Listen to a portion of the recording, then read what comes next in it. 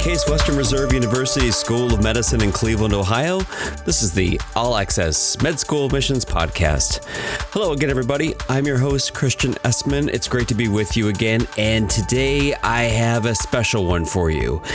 I recently sat down with Dr. Lina Mehta, our Associate Dean for Admissions here at Case Western School of Medicine, and in this conversation, we took a long overdue deep dive into the medical school admissions process, covering everything you need to know to succeed, we think.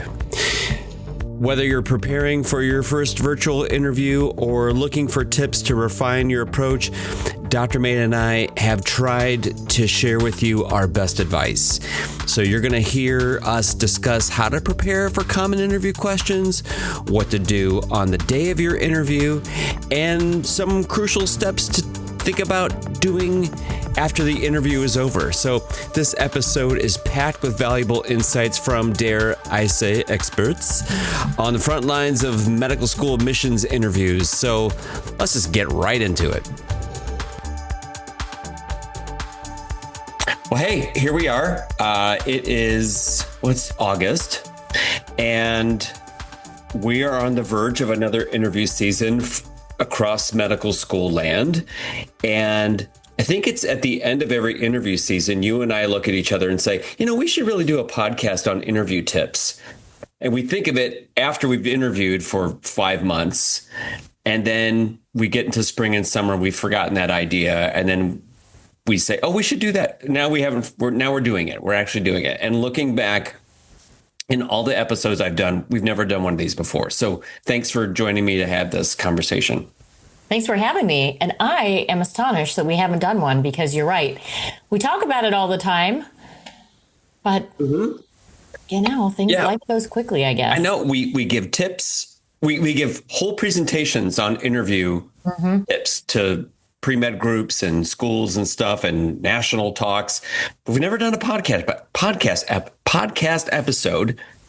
And so we say we should do this, and now we are. So we're gonna check this box off. But we did touch on this subject 5 years ago when we did a podcast episode with regards to all the disruptions that occurred right after the pandemic started. So we created an episode on how we med schools were having to transition what we had done for years and years and decades in-person interviewing to Zoom interviews. So those were some crazy times.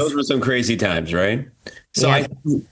I think we've adapted to Zoom. How would you say we've adapted to Zoom since then?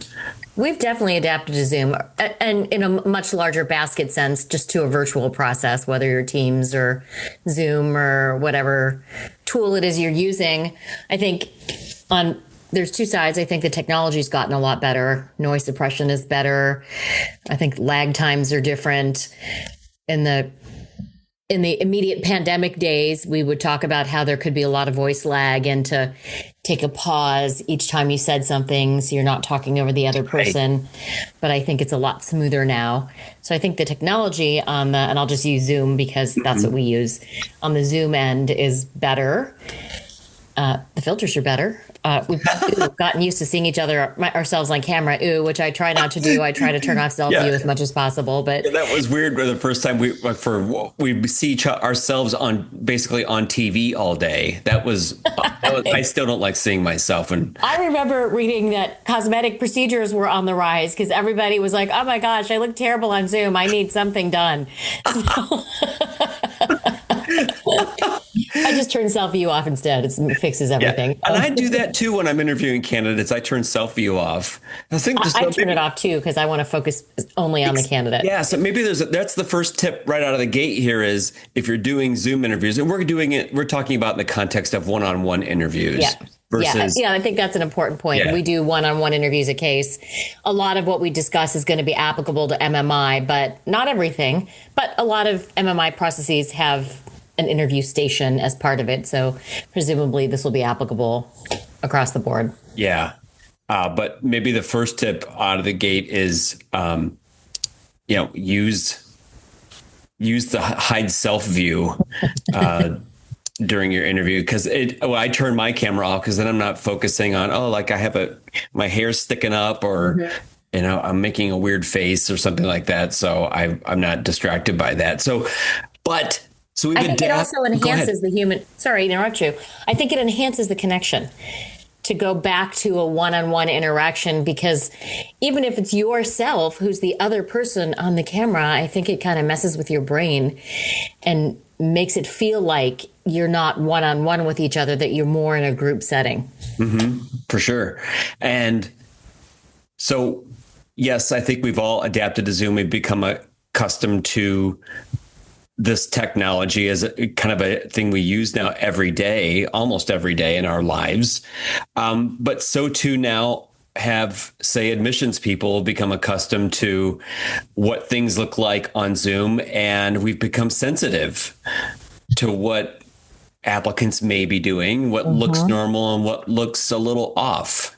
Sensitive or attuned, choose your word. But yeah, we have. And not only are we now more intentional and mindful and cognizant of what a Zoom interaction, a healthy Zoom interaction looks like, but we're also aware of burgeoning new technologies that could be running alongside, to wit, an ambient scribe, which one of our affiliate hospitals, I had a doctor's appointment yesterday, they used an ambient scribe app on their phone, which at the end of the visit builds the soap note for the doctor. If an applicant's eyes drift too much from the screen, are they using an ambient scribe running in the background to help them answer questions? Are they reading off a written page? What's happening if you are losing that one-on-one auditory, visual, and interpersonal contact?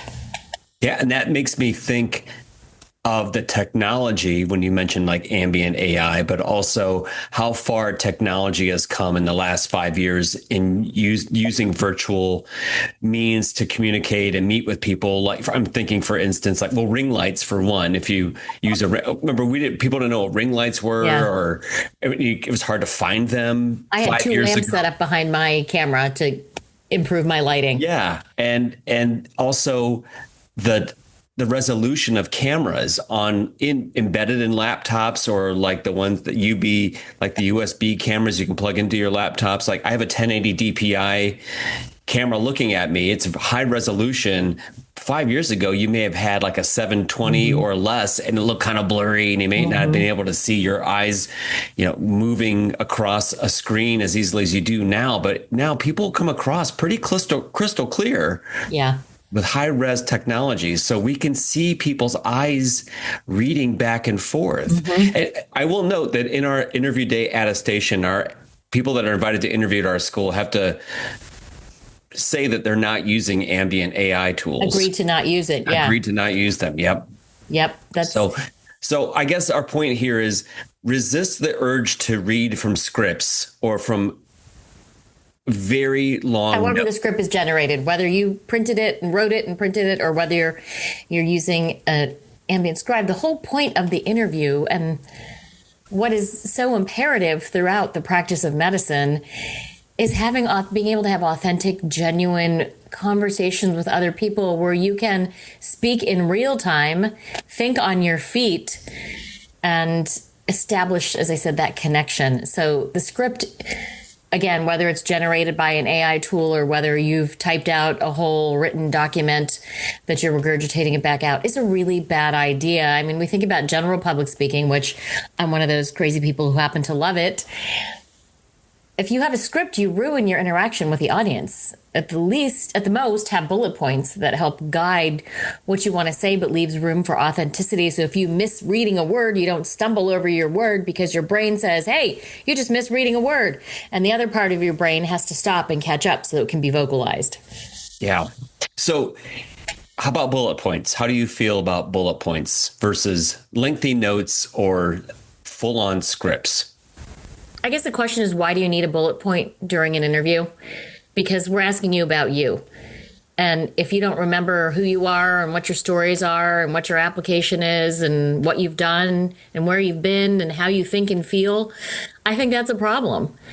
So if there's a tangible and real reason why you might need to have a bullet pointed list, I can't think of one, but if there is one, I would want to know. If your eyes are drifting from the screen, I don't know what you're doing. And it breaks that connection again. So I suppose if somebody needs to have a bullet pointed list and you keep looking down, tell me. I've got some notes here that I keep looking at, so that's why I'm looking away. But I don't know why you would need a bullet pointed list, honestly. I will say that in the good old pre-COVID days, when we did this interviewing business in person, nobody had notes. Nobody had notes. You sat occasionally, across. Yeah. I would have somebody, I would say, do you have any questions for me? And they'd say, oh, I wrote some questions down. Notes they'd out open up end. their book to ask questions. That's fine. Yeah. But on the other hand, like, really, what questions do you have for me? What do you really want to know? Do you have to look, if you're looking in your book, are those things you really want to know? Or are those you just asking questions because you think you have to ask questions? I don't know the answer to that, but think about the ethos of why we ask, do you have any questions for us? Because we really want to know if you have any questions. Yeah. I mean, I don't have a problem with people saying, when it comes time, we try to leave time at the end of our interviews for the applicant to ask us questions. Absolutely. And so it's not uncommon for students to say, I do have some. Can I get my notebook out? Yes, of course. Because they when they're doing their prep, they thought of some questions they wanted to ask at this portion of the day.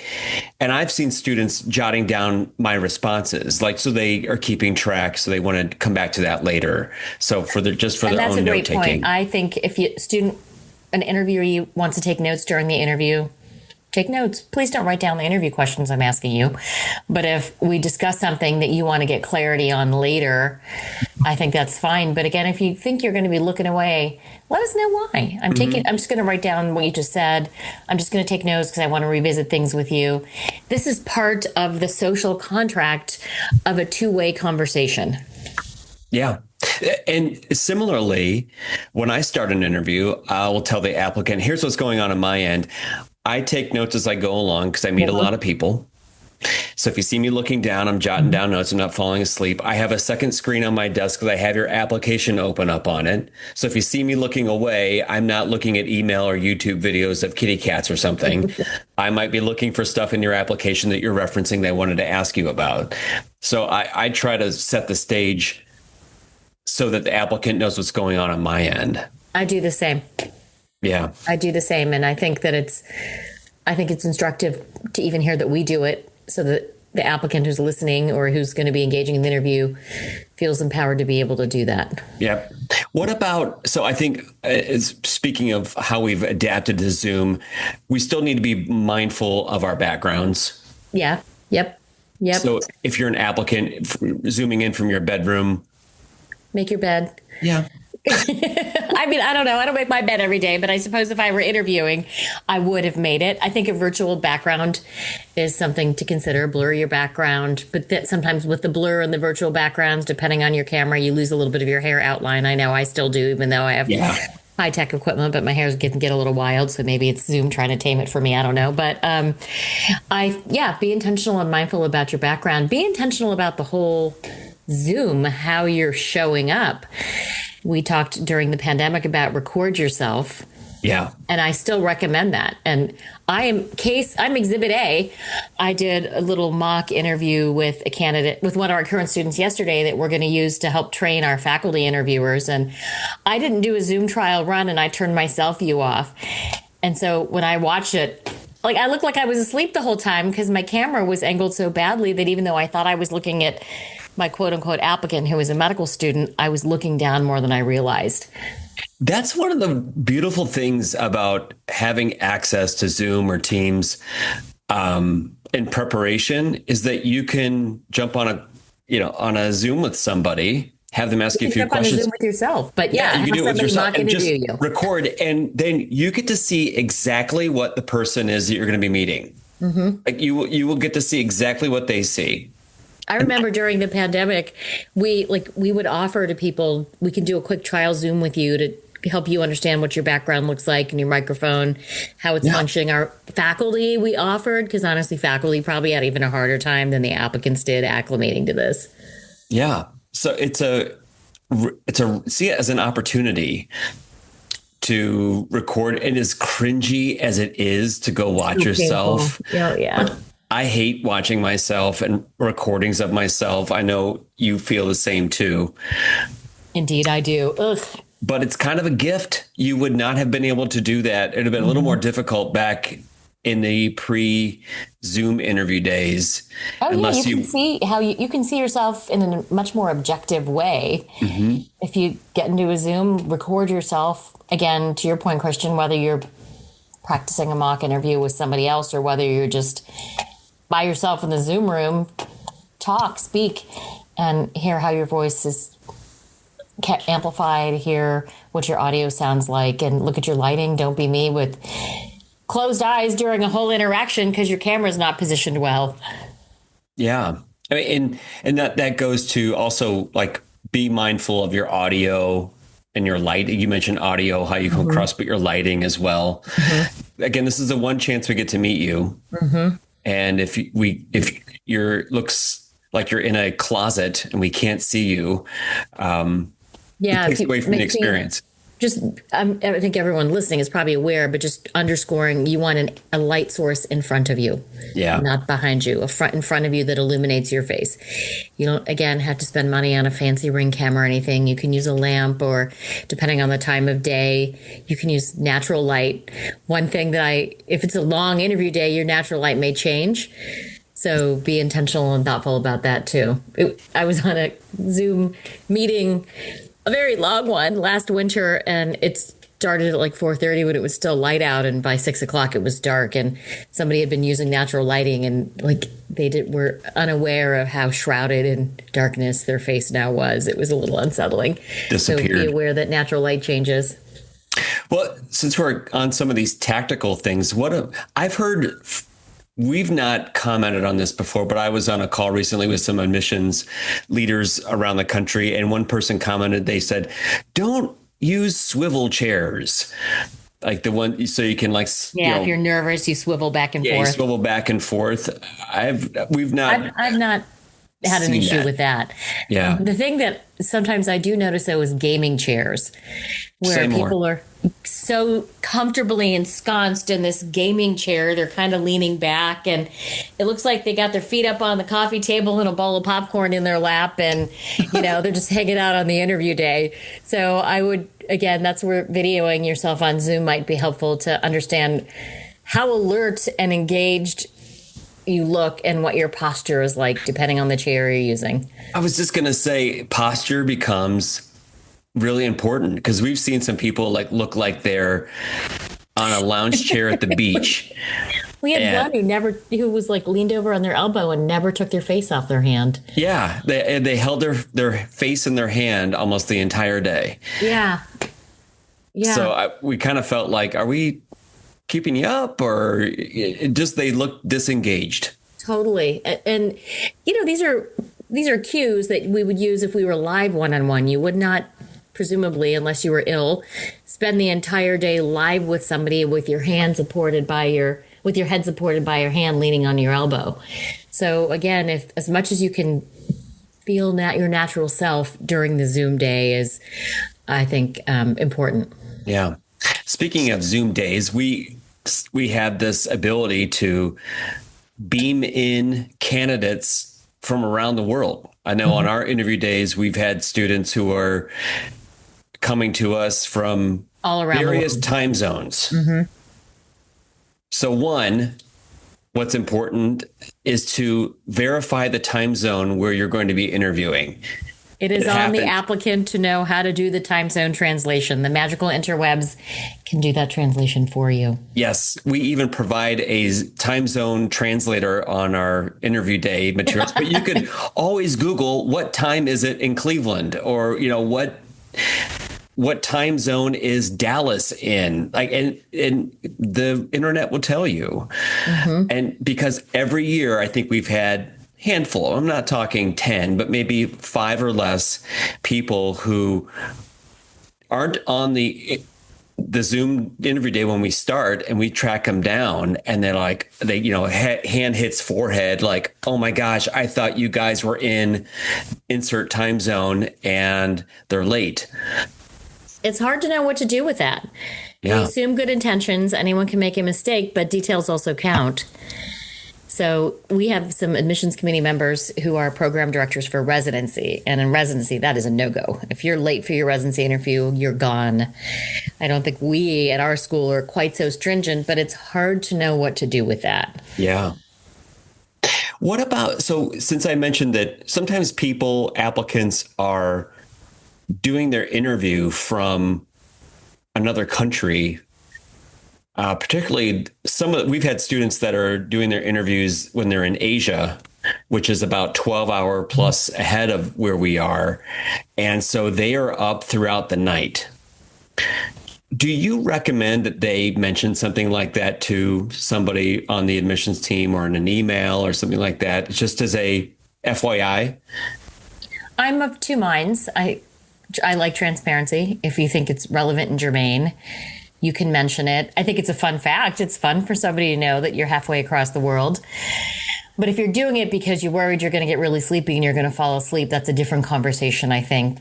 Because being able to interview from all around the world is a gift, but you can't assume that you're going to be treated, you're going to get any preferential or softer evaluation because you're in a different time zone. It's a choice you made to be in that time zone. And because of the joy of Zoom, you can stay there instead of having to fly back and forth as students had to do in the old days. So I think it's fun. It's interesting. It's informative. I think it's kind of cool to know that somebody's willing to stay up all night to do this med school interview. But I know that we've had a few candidates who got kind of sleepy and were not super engaged and let us know. But I was 12 hours in a different time zone. And I think what's the intention behind sharing that? I remember one candidate made a comment about it to somebody on our team. It was me or you or somebody, but they made a comment that if I bring my voice down a little bit, I have a roommate who is another room beside me, and I don't want to disrupt their sleeping if I'm talking really loudly. So if you hear me bring my voice down a little bit, it was in that context. Right, and that's totally fair. Yeah. But I know we had somebody who sort of lost their zest, if you will, during the second half of the interview because very clearly tired because they were up the whole night. And we were empathetic, but we got to run our processes and evaluate everybody the same way. Yeah. Yeah, because again, for context, prior to Zoom interviews, if students were doing Peace Corps or research in other countries, they would fly back to the States for like 2 weeks and cram all their interviews into like a week or 2 weeks. And sometimes I remember seeing some of those kids that were students that were at the tail end, they looked haggard. Because they'd done 6 interviews back to back in a 2-week period of time where you had to hop on a plane and drag your suit along and figure out how to get from the airport to the medical school and where were you going to stay overnight and how was that going to work. And there are a lot of moving pieces. Yeah, but I remember applicants would email us and say, I'm currently in the Peace Corps and blah, blah, blah. I have a 2-week break over X holiday or at this period of time. Is there any way you could accommodate my interview during that time? Yeah, those were road warriors. Indeed. Whew, boy. So yeah, it's a gift now, but try to be mindful of why you want people to know you're 12 plus hours ahead of the location that you're in. But let's move on to, how do you think applicants should practice interviewing? We talked about using Zoom to record yourself so they can see, but how do you practice or do you rehearse, or do you do both? I do not recommend rehearsing answers that you're going to give to your interviewer. I think that it can sound really robotic and mechanical and disingenuous to practice explicitly the response that you're going to give to somebody. B, I think you can also get into a trap. It's a trap! Because sometimes the question you're being asked may be slightly different than the one you practiced for. And you may wind up not answering the question fully in context of what was asked to you. You never know what questions you're going to get. There are obviously some ones that tend to recur. But if you have that memorized, it feels so inauthentic. Yeah. Know your story, know what you want to say. I always recommend practice being interviewed, questions that you're not going to get during a med school interview, but are going to make you think on your feet. And you can Google like interview questions and just give 10 to somebody and say, or questions that aren't even remotely related. Like, yeah. What's your earliest memory? You never know what you're going to get asked on the interview trail. Hopefully you won't get asked that, but you never know. But the point of the interview really is to assess, do you understand your story? Do you know your path? Do you know why you're here? Do you understand why you want to be a doctor? Do you have a basic understanding of what your career may look like? Can you think on your feet? Yeah, I feel that practicing or rehearsing some kind of responses is helpful, just to hear yourself saying things. Agree. I totally agree with that. Coming out of your mouth. What's your cadence? Are you using too many filler words? How does your tone sound? What's your body language look like? We are socialized in our society to not talk exclusively about ourselves. Do some people still do that? Yes. But the most of us are not socialized to do that. Whereas we train our interviewers to ensure that the candidate is talking at least 75% of the time. And it can get awkward to talk about yourself in such an unmitigated way if you haven't practiced doing it. Yeah. That said, just like you would in a real conversation, look for clues with the person who's interviewing you. If they're nodding rapidly, that may be a signal for wrap up what you're saying because we're moving on. So think about not only how you're coming across, but be intentional and mindful of what you're seeing from your interviewer.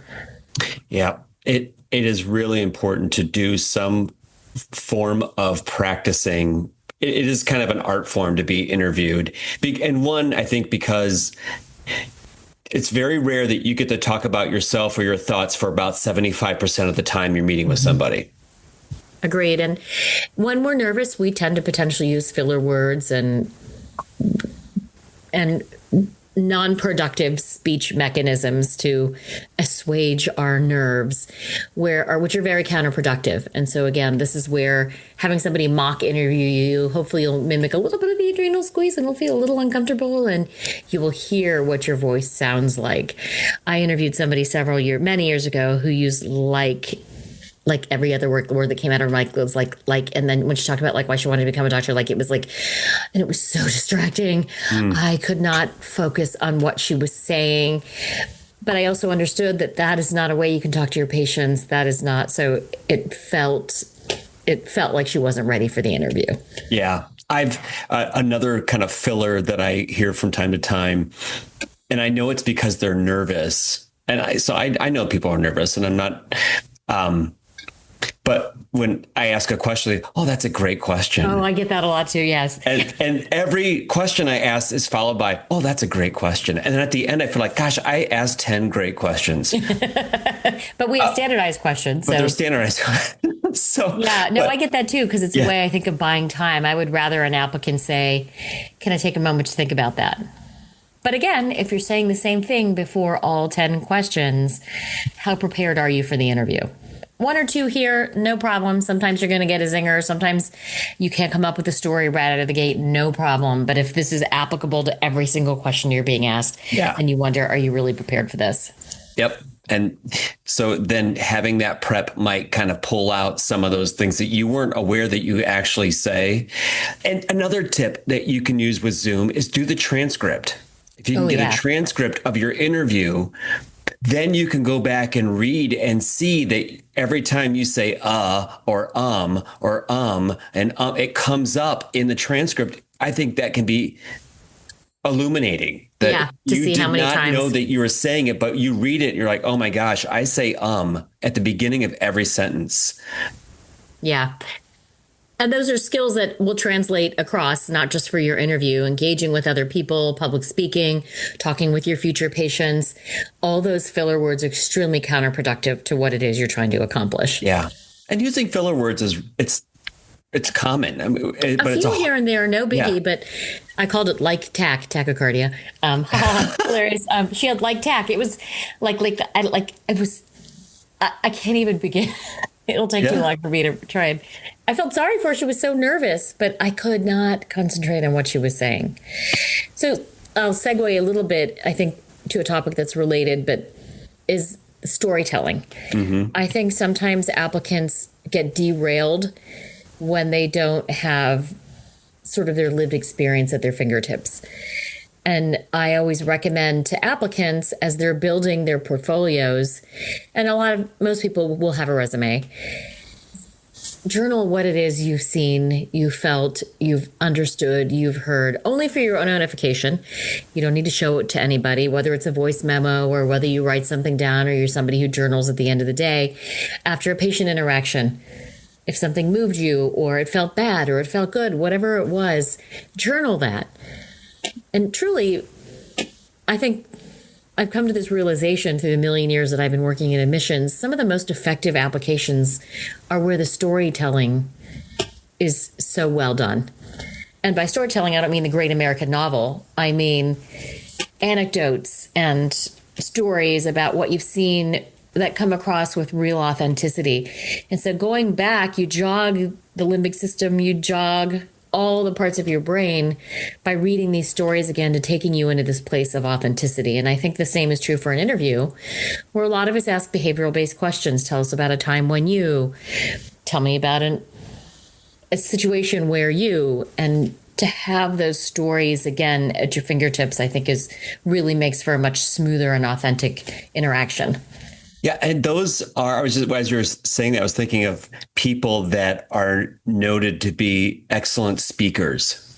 Why are they great speakers? Because they tell stories in their presentations. Like if you go back and watch some YouTube videos of Steve Jobs when he used to do some of it on the stage stuff talking about Apple products, it was his storytelling that drew you in, not just about the technology within the device, but it was how it will change you in the story around it. So storytelling goes beyond just interviewing.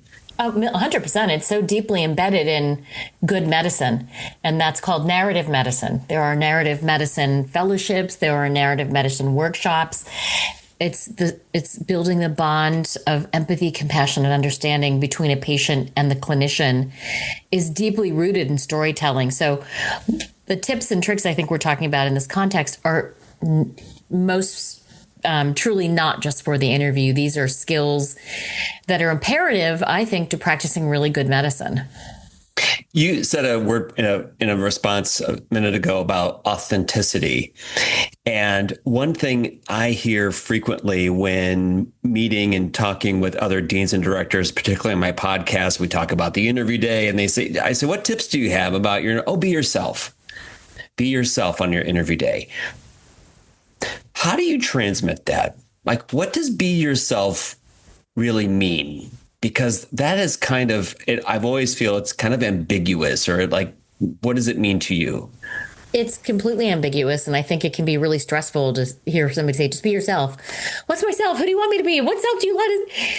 And I think my answer is rooted in what we just discussed. Mm-hmm. So let me contextualize by saying hardly any of us, probably none of us, want a class full of pre-med bots. We don't want or need everybody to look the same, think the same, be the same, have the same lived experiences, respond the same, have the same viewpoints, have the same everything. Medicine has so many different niches, and we are taking care of so many patient populations that all of these different experiences are so important to helping us do what we need to do. So do you know yourself? Have you gotten to know yourself at all? I think that a powerful way to move forward is spending some time getting to know yourself. Who am I? Where are my strengths? Where are my values? What do I like to do? What don't I like to do? I didn't do this in my 20s. I didn't get to really spend this introspective time until, 2 decades later. And when I did it finally, I'm like, oh my gosh, how could nobody told me this earlier? Spend some time with yourself. Get to know you. Get to know your motivations. What makes you tick? Why are you doing this? Mm-hmm. Why are you embarking on this long, expensive, and arduous path? What is it that draws you in? And so obviously, when you write your essays, you're going to be writing for potentially a particular audience, but until you really understand your whys and who am I's, I think it's hard to be authentic. The stories that you accumulate, I think, can help you gain more insight into who you are. There's some things, obviously, that medical schools are looking for. We're looking for hardworking people who academically will be able to get through the material, who will get engaged inside and outside of the classroom. For our school, with team-based learning, strong interpersonal skills, the ability to engage with other people are really important. But everybody we don't need a class full of bombastic extroverts. We have room for all personalities. And I have seen people who try to be somebody who they're not in the interview, whether it's an introvert who's trying to come across as more gregarious and extroverted, or the opposite is true and it feels disingenuous. There's something missing. And so this is where getting to know yourself, understanding how you engage with other people, I think is really important in helping to transmit your true self. That your comments there take me back to the recent episode I did with Darcy Holtgrave from Mizzou. And we talked in that episode about values exercises, where she has her pre-meds go through some values exercises to start to identify what things are about you that you value. And then though you can tie those into some of your responses, it keeps building on itself, not just for your med school interview, but personally as you know yourself better and can articulate with certain words about what is important to you.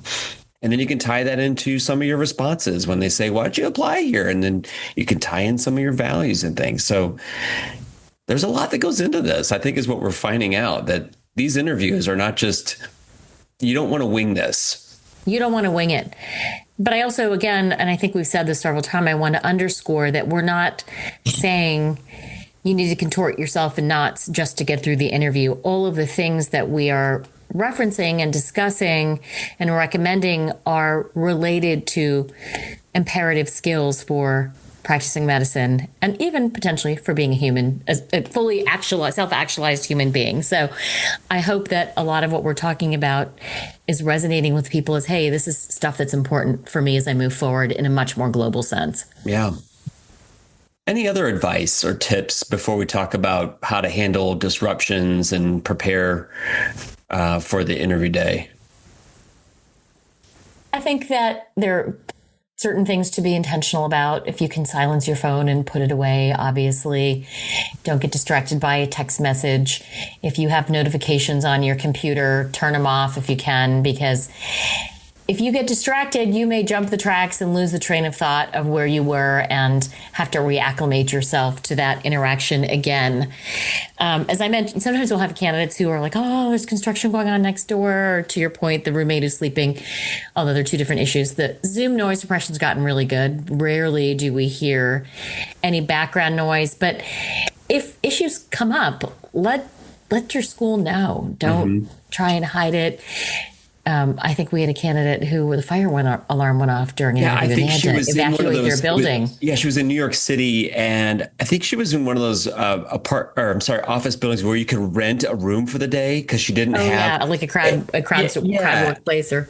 Yeah, and it's like some kind of workspace that you could rent for the day. And the fire alarm was going off and she was kind of ignoring it. And then she told us, I'm sorry, but a fireman just knocked at my door and said I have to leave. And so we're like, go. And so every once in a while things come up. But I think if you have to communicate with your admissions people. We can't read your mind, or we don't know what's going on in the background at your location. So I think it's okay to share. I think it's important that you share. We need to know. Yes. You have permission to share what's going on. Yep. To talk a little bit about when we're preparing, kind of jumping all over the place a little bit, but to go back about preparing for interview days, let's talk about some of those questions that you should probably be a little bit prepared to answer. The one that's it's my pet peeve. I know a lot of people ask it, but the tell me about yourself question. I hate that question too. I people may come after me, but I feel like that's the mark of the unskilled interviewer. I'm not going to do the work. You're going to just do it for me. This comes up a lot in residency interviews, the dreaded tell me about yourself. And when I help coach medical students on how to interview for residency, the conversation can be quite different. But for medical school interviews, you may get the tell me about yourself. And this is the elevator pitch. Get your 2-minute story of what you want that interviewer to hear, what you want them to know about you. And that is one where you probably do need to practice and rehearse for, because it can be awfully hard to compress your whole beautiful, colorful life into a 2-minute summary of yourself. So that is one I will contradict what I said earlier. I do think you have to practice. Yeah. I think an approach to that might be, and this is just one approach that comes to mind, is maybe start off with a little bit about some information that is in your application, but then take it as an opportunity to say, here, something that's not in my application that you don't know about me to share with you about myself is that, and insert whatever that thing or those things are, might be an opportunity for them to learn something else about you that they hopefully, presumably read, but that is not contained in the application. That's a tough question. Yeah. I always wonder what the interviewer is hoping to get out of that one. Yeah, I think I struggle with that one. That's why it's hard for me to say I really like that question, because what are you looking for? Yep. How about the preparing for the why medicine question? That is a question that students will probably get. That will probably be on the interview trail. And it's why medicine? It's kind of your AMCAS essay. It's kind of your whole application. And this probably gets down to some of the self-work that we just discussed a few minutes ago of, do you know why you're applying to med school? Why are you doing this? Why, again, I say this all the time. People who get into medical school are smart enough to make more money probably doing something else. So why are you embarking on this long and arduous path? And you got to know why. So that is a question that students may see. Yeah. So I think what we're saying is prepare for that one. But when it does come up, try to be as authentic in answering it without sounding scripted or robotic. Right. And then the reason to not have that one memorized, but to have a great handle on it, is because that why medicine question could be contextualized in 6,000 different ways. Yep. And so you want to make sure you're answering the prompt that you've been given, not the one that you memorized and rehearsed for. Yep. And how about preparing for questions like the interest in the school you're meeting with that day? I think it's so important to have done your research on the school. If you're applying for any job and you haven't researched the company, that's a red flag. So if you show up and you don't know anything about that school, I think that's a problem. You'll learn more about it in other contexts. Maybe you'll have information sessions during the interview day, but did you just randomly apply to a list of 20 schools, or is there a rhyme or reason to why you did this outside of you fit with my metrics? So I think that you should have done your homework on the school before you show up for the interview day. Yep, absolutely. And then that can then come across in a positive way, your level of interest in the way that you respond to questions or the things that you share, or if you have information sessions and the things you want to talk about. I think that you can help you stand out. If you want it, people always ask us, like, how can I stand out? That's one way. And I'm not saying doing it like really in an obsequious way, but right. I really like this style of learning. I've had experience in college of blah, blah, blah, blah, blah, that helped me learn that this is something I really thrive in. If you can tie it to your own experiences. I want to just reference something that you just alluded to, is how do I stand out? Mm-hmm. Standing out is not always a good thing. We've had lots of people stand out. Not lots. Most people are pretty well rehearsed by the time they get to us. And this is so hard, is I don't know that you need to stand out so much as just be really solid and authentic, and sort of that storytelling, helping us to get to know you, understand the kind of the way you think a little bit, what your values are, why you're doing this, have you explored enough? Those are very solid ways to make yourself stand out, in that you've been really thoughtful and reflective in getting here. Yeah. You don't have to try to stand out by asking 10,000 questions during an information session. Right. Yes, which we do see sometimes. And if you legitimately have 10,000 excellent questions, go. But if you're just asking questions because you think it's really important that your voice is louder and heard more frequently than everybody else, that may not be an advantage. Mm-hmm. Okay, so moving on to what questions should the candidate be prepared to ask us? I think that's a little bit more difficult, because you don't want to be duplicative about things that may have been brought up during the interview or that you already heard during an information session. So there may be, hopefully you will have genuine, real questions. During a residency interview, that's different. You may have like 8 interviewers who all ask you, do you have any questions for me? Usually during a med school interview, again, this is more traditional format, not an MMI, but generally you don't have 8 separate people saying, do you have any questions for me? But you may have 3 or 4. But hopefully you do have questions, because each one of those interviewers are different people with different experiences and potentially different roles in the school. So this is where learning to think on your feet. This is where trying to get as comfortable as you can in that interview space is really helpful in thinking about real questions. This is your chance to find out what you want to know. Now, be mindful of the questions you ask. I haven't heard really any bad questions during medical school interviews, but when I was interviewing for residency programs, sometimes you'd hear people say, well, what's the nightlife like here? Are there a lot of single people, single women here, or what have you? Just questions that potentially weren't appropriate to ask for an attending physician, probably better asked to a resident. But if you run out of questions, you can always ask the interviewer what they like about the school. Why do they stay there? All of us work in academic medicine. We could always find jobs elsewhere if we wanted to. Why do you stay? What do you like about this place? What does it do for you? Why do you stay here? Questions about the city. Yeah, I'm always surprised. I will say this.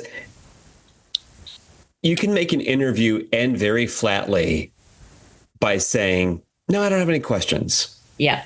Like I reserved maybe 5 to 10 minutes at the end of the interview just for them. This is your time. Turn the tables. What do you want to ask me? And if they're just like, you know what, I'm good. I don't have any. I think that it feels just like, because then we're done.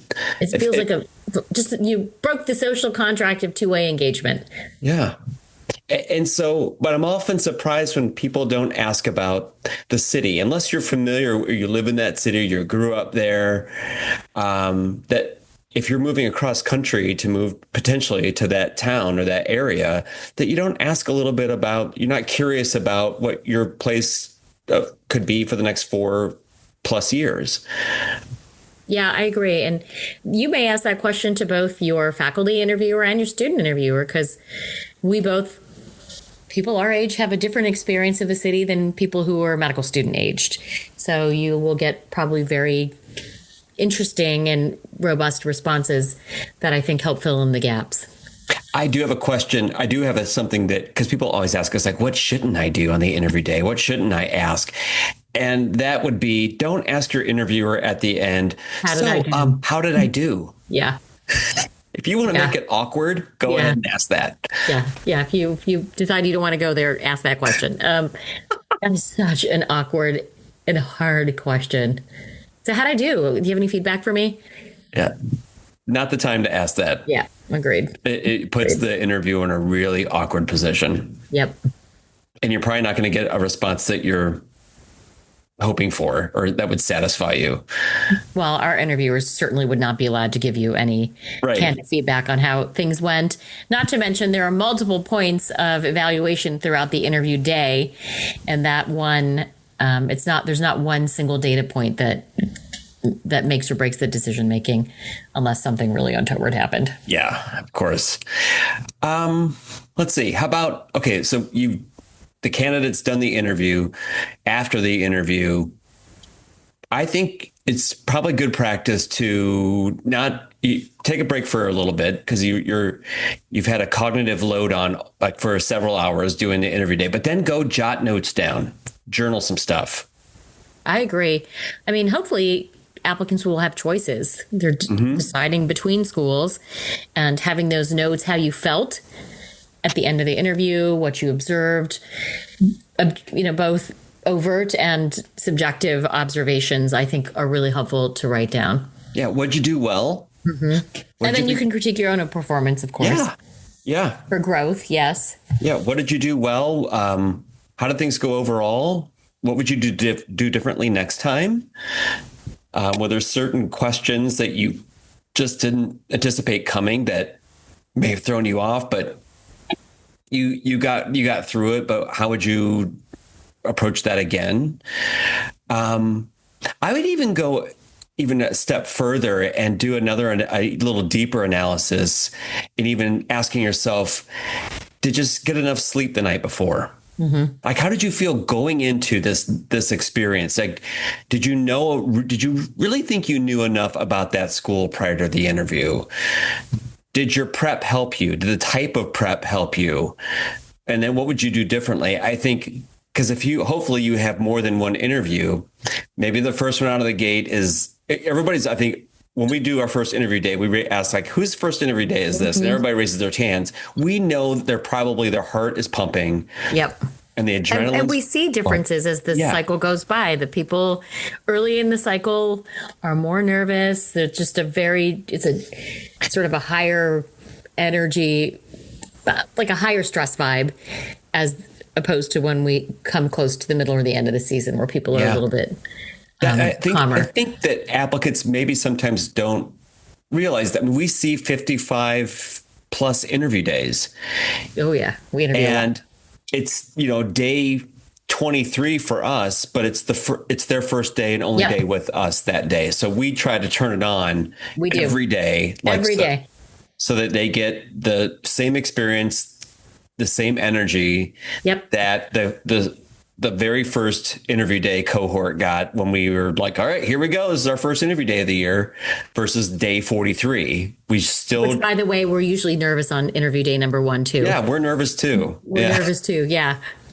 We're like, how do we do this again? Wait, there's some cobwebs. I need to shake these off. Yeah.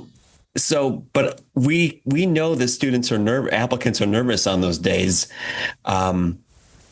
So I think knowing that when you go to your next interview or the interview after that, maybe that first one, you get the jitters out and you get it down like, okay, you've done the analysis. Now you can make interview 2 and 3 and 4 feel even that much more comfortable, or you can get through it a little bit. You know what the general tone and tenor is going to be going forward. Yeah.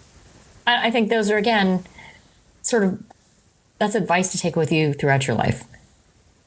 First time you do a case, a big, huge case, as if you're in surgery, debrief it when you're done. What went well? What didn't well? How should I have prepped this? Should I have prepped it differently? My husband's he's a surgeon. He's been in practice for a bajillion years, and he still researches. He'll still read up on the case the night before that he's going to be doing it if he's done it a million times. And he'll still debrief it afterwards to make sure everything went smoothly. And is there any way we can do things differently? So I think that's advice to live by. Yeah, definitely. What about thank you notes? I like them. I think it's school dependent. There are some schools who say, don't contact us. We don't want anything. And abide by what the school tells you. I'm old school. I think it's good common courtesy to write a thank you note to somebody who spent some time with you. Our faculty are all volunteer and our medical students are all volunteer. I think it's a great way to just sort of reflect on your experience you had as well. Mm-hmm. It's an opportunity to maybe remind them of some highlights or some things that you talked about in the interview. That doesn't have to, I've seen some thank you notes that are, like a paragraph or, just a few sentences kind of thing. You don't have to recapitulate the entire. You don't have to spend all this energy to, right. Not, again, the Great American Novel does not need to show up in your thank you note, but just a couple lines. Yeah. But I then again, to tell the applicants what's going on our end, an interviewer may take up to an hour to review their application. Prior to the interview, it can take a long time to really thoroughly read through to get to meet this person. They spend sometimes up to an hour reading about them and then spend maybe 45 minutes to an hour meeting them. And then afterwards, they got to fill out evaluation forms. So we're looking at 3+ hours of a faculty member's time. Yeah. Which is really valuable. Indeed. And then the medical student interviewer, we have a faculty interview and a medical student interview at our school. And medical student interviewer, same, reviewing the application, conducting the interview, and putting in the feedback. Yeah, there are a lot of steps that go into it behind the scenes. And so to your point, I think a thank you note it's a nice, just know that when somebody receives that, it feels good. Like it feels really good. Yeah. Yeah. It's a great way to kind of close the whole loop experience. Yeah. Speaking of closing the experience, post-interview day surveys. I think a lot of schools send out surveys. We certainly do. Yeah, I want to know. I love process quality improvement. What can we do better? What can we do differently? I'm also that admissions dean where if an applicant has a bad experience with an interviewer, I want to know. Mm-hmm. And we have removed interviewers in the past who we thought weren't quite vibing with us in the way we wanted them to. So I am one of those admissions deans. I want to know, how can we make our process better? Yeah. And we do make changes throughout the interview season. If we see a trend or something pops out, they're like, oh, we overlooked that. That's something maybe we can change for the future cohorts that are coming through interview days and stuff. So I would encourage, if you get surveys from interview teams, take 5 minutes to send them some feedback, because I think it's not just sent to you just as a like Amazon does after you get a purchase. I think admissions teams at least really look at those things. We do. And if something went really well, we also want to know, because we want to know what we should continue to burnish and to keep. Mm-hmm. Any final thoughts before we wrap it up? If there's a way to enjoy yourself during the interview process, I would strongly recommend it. If there's a way to frame it of, wow, this is the culmination of all the really hard work that I've done, all the time I've invested. I'm so close to getting what I want to get. And this is my time to just really show who I am and my interest and just be my best self. If there's a way to have fun with it, I think that goes a long way. I would also say that the power differential we understand is great. We are the decision makers, but we really want to just kind of get to know you, and we kind of want you to get to know us. Every school has a different ethos, of course.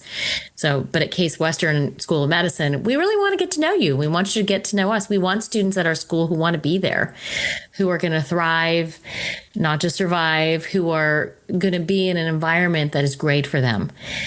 And so we really want you to also think about our school. And as Christian said, as you said, Christian, at the end of the interview, it's kind of your time to interview us. I mean, obviously there's some boundaries we don't cross, and there's ways to ask questions and ways to not ask questions, but we really want to make it a smooth experience on both ends. Great. I would add that, to your point about try to have fun on the interview day, we know it creates anxiety. It's high stakes, but I see people's shoulders relax when they smile or when they laugh, they chuckle a little bit at something that we've said, or because we try to keep a light tone. It's serious. We don't. It's not a free for all, but we have a serious tone. We understand the gravity of these days, but we try to have a little bit of a light approach to kind of let people settle in. And gosh, you see people's shoulders relax sometimes when they realize that we're having fun and we enjoy what we do. And then they can relax and be, kind of feel like, okay, I can loosen up a little bit and be, quote unquote, a little bit more myself. And I think it's fun to see people smile and laugh a little bit on their day, because then you can tell they're hopefully they're enjoying their time and they're not just stress balls. Yeah. Yeah. It is fun when we do sometimes visibly see people relax, and that feels good, because hopefully it's going to be a much better experience for the applicant to be able to relax and just talk about themselves. Yep. Well, listen, boy, we went through all the bullet points here, nailed it. So I'm sure we missed some things. It's some points. Well, if we miss some things, we can always do a part two. Part two. Yeah. Yep. Cool. Well, hey, thanks for doing this with me. This is great. Hey, thanks for inviting me to do it with you. Good luck to everybody. You got this. Yeah, that's right. You got this. The interview is an acknowledgement that you've been seen. That's a very good way to say it. I agree with that. I totally agree with that. It's not magic. It's not mysterious. There's no hidden agendas. It's really, do you have the skills that we know our future physicians need to have? Yep. All right. Good way to end it. Well done. All right. I'll catch you later. Okay. See ya. Bye.